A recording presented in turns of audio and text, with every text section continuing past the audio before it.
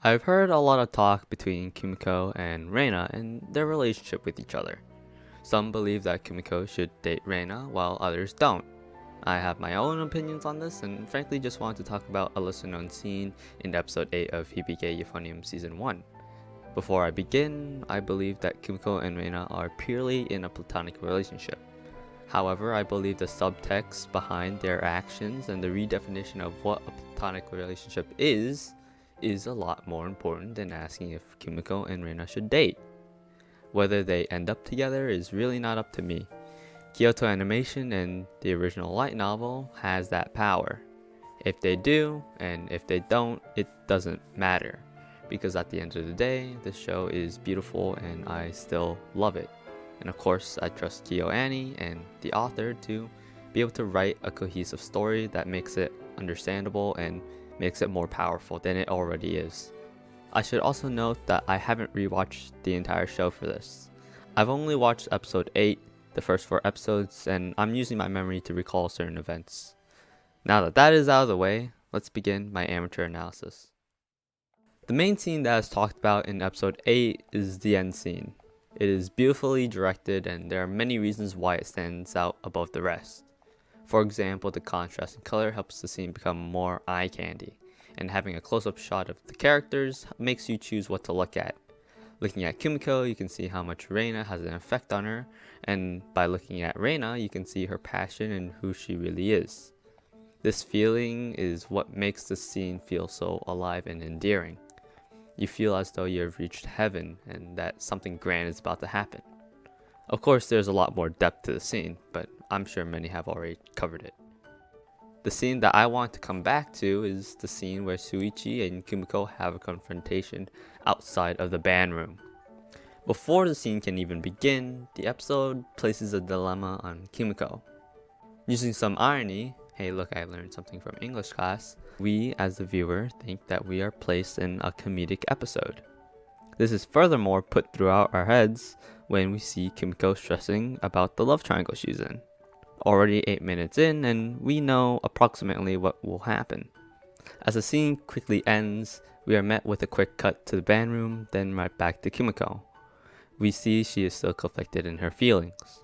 Though it may seem abrupt, Kyoto Animation knows how fast this episode has been going, that they immediately cut to the chase. This fast-paced cut and Kyoto Animation's ability to acknowledge this allows for the scene to flow nicely. It allows room for a more impactful scene and helps play the trick that the episode is still comedic.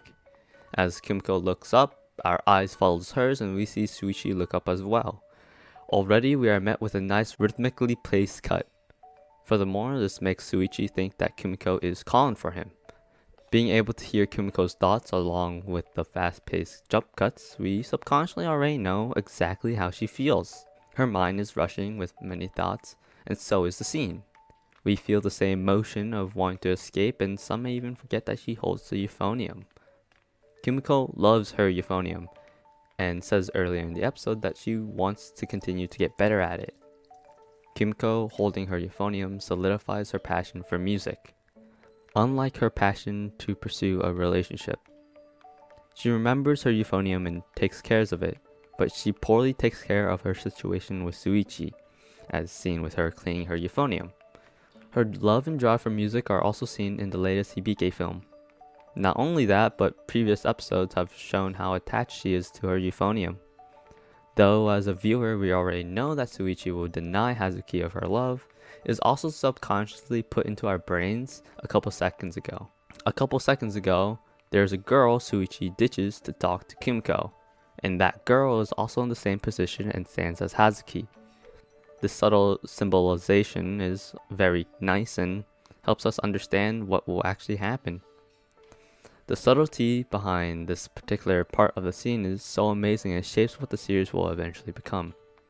In many episodes, even the first, the careful yet tiny details left in the show are so amazing and what makes this anime so amazing.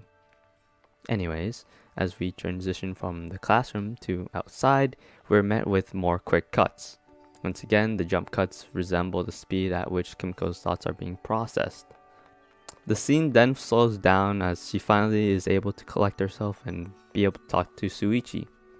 The scene uses fewer jump cuts, and now uses a bird eye view shot, something we are more accustomed to. This represents how the scene has slowed down and resembles other episodes' shot composition.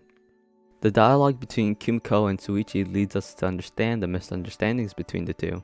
More subtly, it hints towards the answer and the future feelings that Kumiko has in the first season of the show.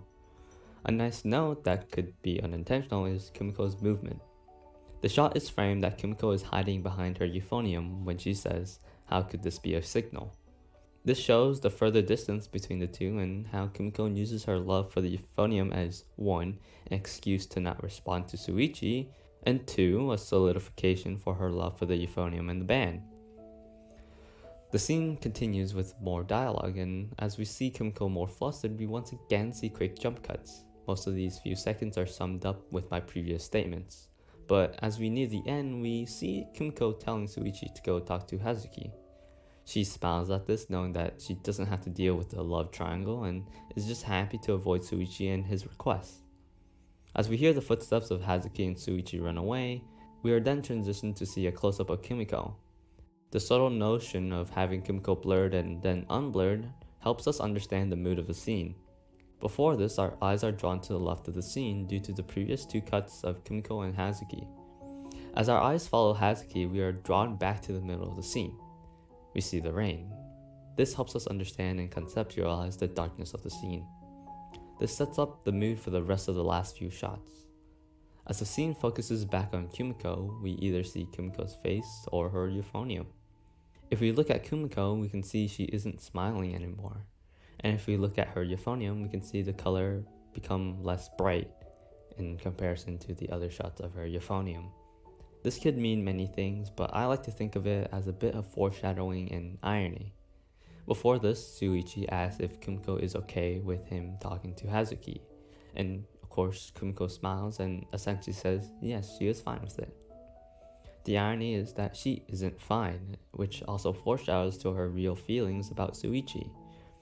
This helps the viewer understand why they would date as seen in the movie. As the scene continues, Kumiko is now holding on to Reina. As the scene begins to end, Kumiko's grip tightens and she doesn't let go of her. Here, many believe this to be the start of a romantic relationship, however I like to think otherwise. Her grip is the same grip as she used when holding her euphonium. To Kumiko, she sees Reina as an instrument to why Kumiko found her passion in the first place. To her, Reina is some faraway person she thought she would never understand.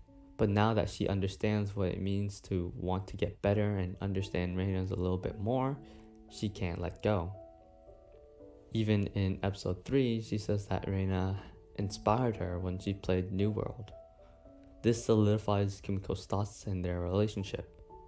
This is the scene that consolidated my feelings toward these 2 characters. It helps contextualize their relationship and why they are so close.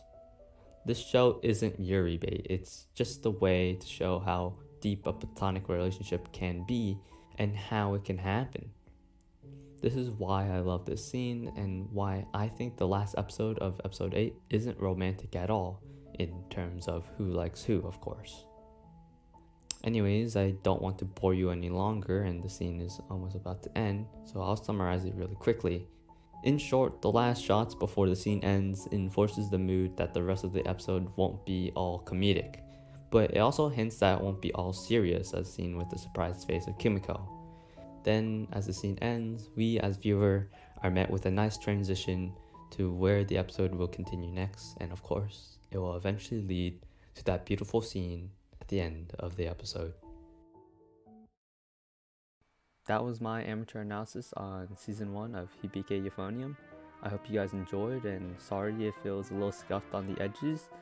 I know I could have done better on a lot of my wording and stuff like that, and my analysis isn't the best. I know that for sure. But I hope to improve and, do a lot. Also, if the editing's off and the quality seems bad, that's my fault because apparently I couldn't render the video because I ran into a problem. So there's that. So I kind of just recorded my timeline on OBS and then put that into another project and then rendered that. So yeah, and this is the final product. But anyways, I don't want to go on for too long, so I hope you guys enjoyed, and if you did, press like, subscribe, and comment down below, and whatever else people say nowadays. Peace.